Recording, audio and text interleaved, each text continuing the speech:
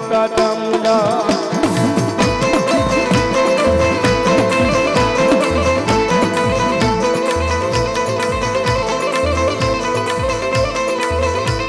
મારા અંતરના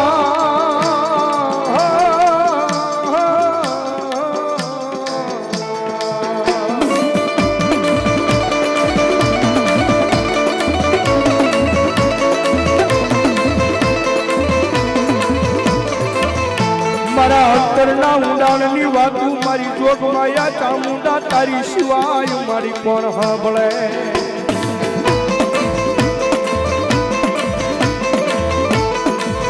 સાહેબ